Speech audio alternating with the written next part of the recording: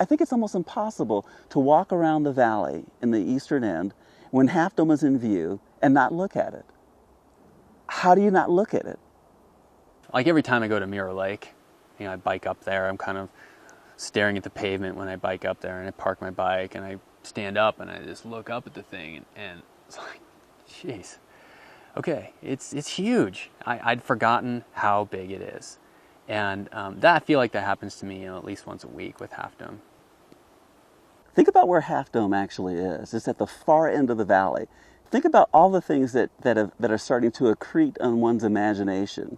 You have Brideville Fall, El Capitan, Cathedral Rock, Cathedral Spires, Sentinel Rock, Sentinel Fall, Yosemite Fall. And then suddenly there, as if you've seen it all, just standing out there stark against the blue sky, is Half Dome.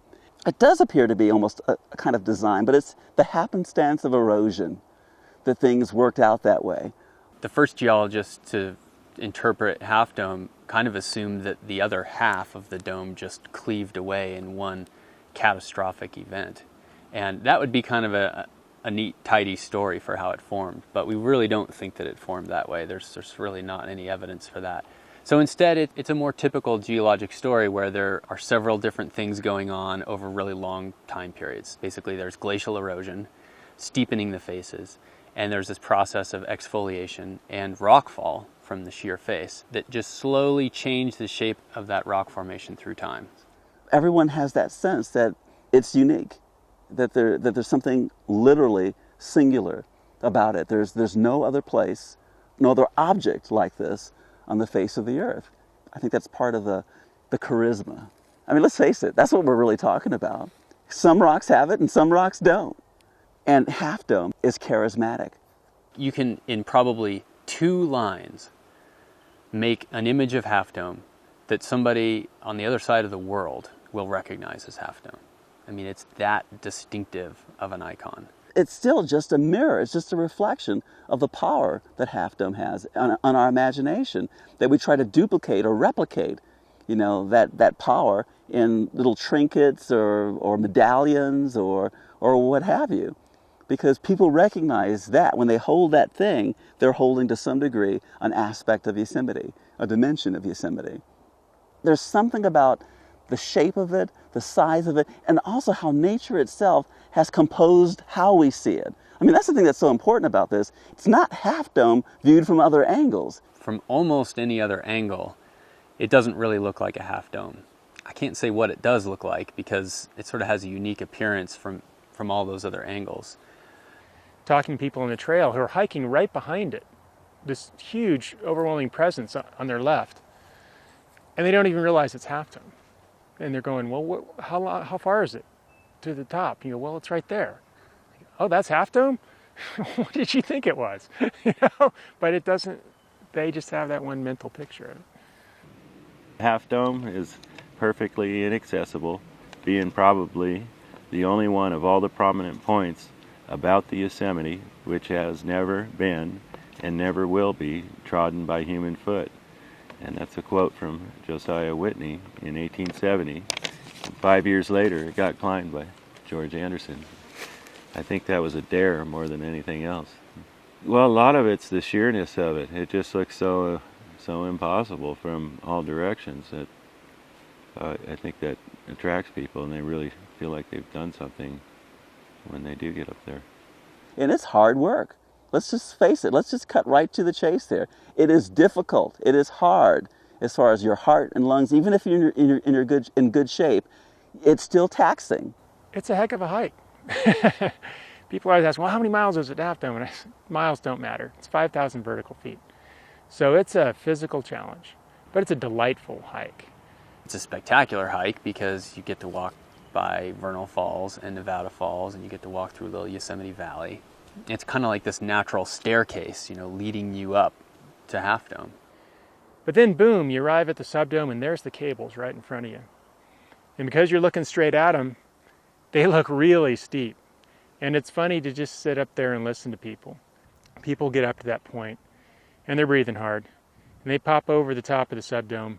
Boom, there's the cables, and the first thing out of their mouth is, no way, not doing it, not going up there. But then you just sit there and you listen to them. They stop and they have some water and they eat their lunch.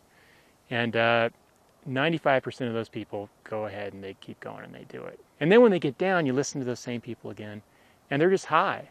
They are just flying because they did it. And they got that experience at the summit, and they surprised themselves by being able to go up the cables.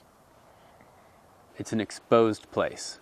It's exposed in terms of heights, so you can fall off of it, and a fall is most likely going to be fatal. It's exposed to the elements, which means that, you know, it can get pretty cold up there in a hurry. One of the biggest hazards up on the dome itself is the weather. Most of the accidents we've had on the cable occurred when the rock was wet. If you're wearing running shoes without good rubber on them, it's almost impossible to keep your feet under you. And that's what's happened on some of those accidents. And it's, I think, most importantly exposed to things like thunderstorms. And Half Dome gets hit by lightning all the time. There's really no place to seek shelter when you're up there. You just have to get down. The problem is, you know, you have to get down in a hurry, and sometimes if there are a lot of people up there all trying to get down the same route, you can't get down nearly as fast as you probably would like to.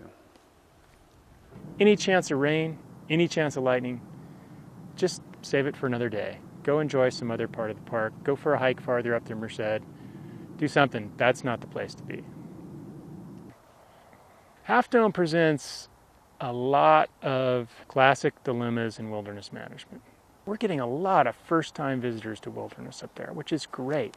And they are being introduced to wilderness and having this wonderful experience. That's something we want to encourage. It's wonderful. But there's so many of them that on some days it's not really much of a wilderness experience anymore. There are a lot of people up there.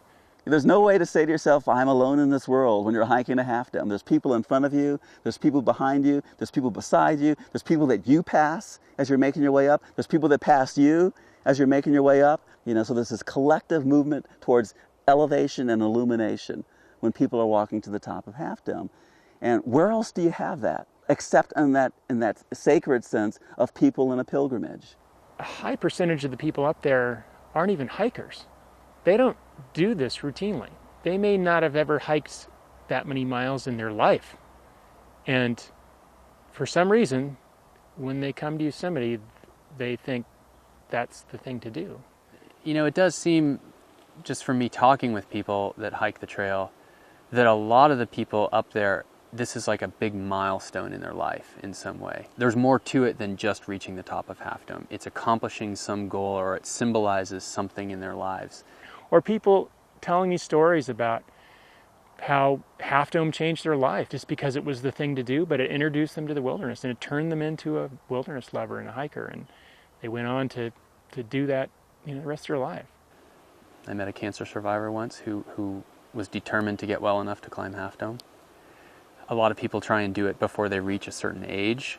You know, it just symbolizes a lot to them. You know, all those little problems that you had that you brought with you, they really are little problems on top of Half Dome.